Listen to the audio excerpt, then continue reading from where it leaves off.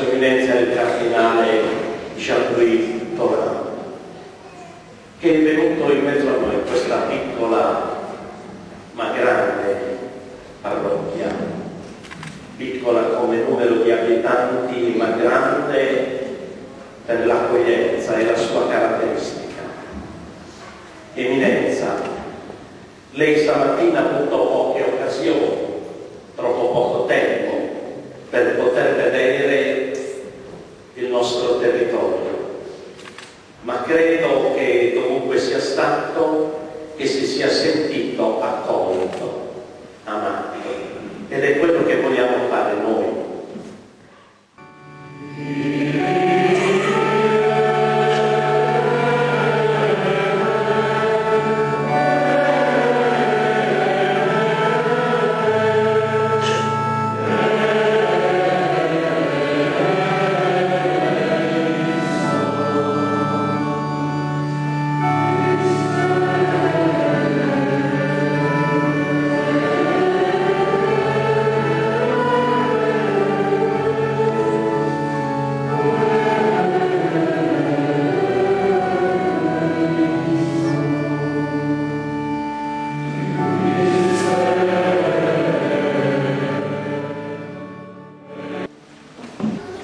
Tanti anni fa, egli è passato a Milano la Foglia e ha posto il suo sguardo su uno di voi, il piccolo Giuseppe Cuscelli, che lo ha guardato per lui.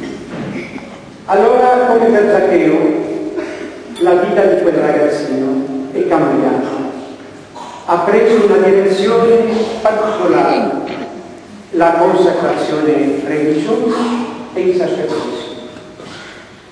E questa vita che celebriamo stasera, non per esaltare il nostro Giuseppe, che adesso non lo gradirete, ma per ringraziare Dio per tutto ciò che ha potuto compiere per mezzo della sua persona e del suo ministero, per tutto il bene che gli ha concesso di fare in mezzo ai giovani di cui si è occupato, alle famiglie che ha seguito spiritualmente e ai suoi confratelli religiosi che ha servito, occupando posti di grande responsabilità nella congregazione dei figli dell'Immacolata Concezione. Con Zaccheo, scelta l'albero che cambia vita, Giuseppe Crule, lui ha lasciato la Sardegna per mettersi a disposizione di Gesù e del suo Vangelo. Lo sapete, ha scelto un tipo di vita cristiana, la vita religiosa, la più esigente per un cristiano: povertà, castità, ubbidienza.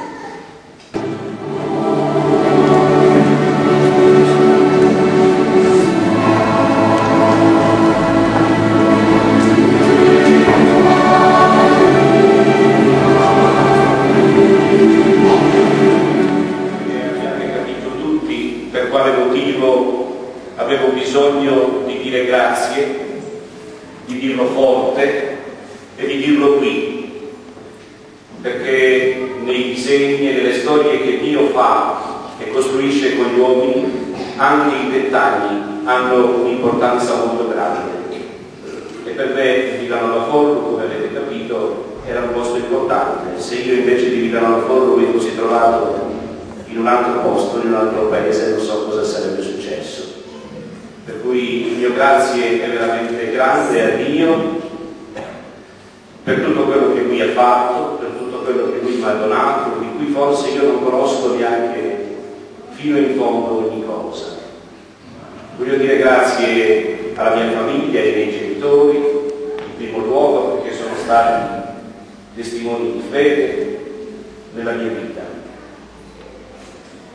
Voglio dire grazie a tutti voi, al mio paese, perché anche se ci vengo poco ci sono molto affezionato, perché ritrovo qui un contesto e un'umanità che mi aiuta veramente a vivere ogni giorno.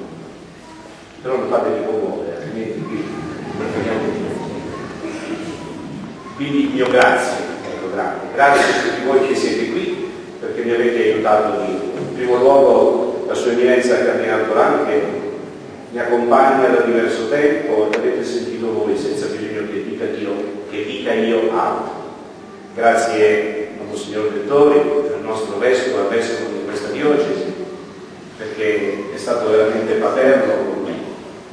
Devo dire grazie ai nostri sacerdoti, a Don Meloni che è parroco adesso, ma anche a Don Sandro, che è stato parroco, era parroco 25 anni fa, quando sono stato ordinato, ma anche a tutti gli altri amici, confratelli del sacerdozio.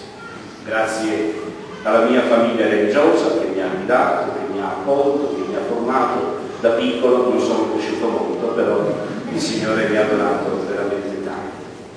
E poi gli altri grazie mi sono stati anche un po' rubati, perché grazie all'amministrazione comunale, al sindaco, e grazie numeroso per aver partecipato veramente in modo generoso, non semplicemente perché un figlio di questa terra l'ha chiesto, ma perché ha capito che questa era un'occasione anche di incontro che fa bene a tutti noi, alla nostra cittadinanza.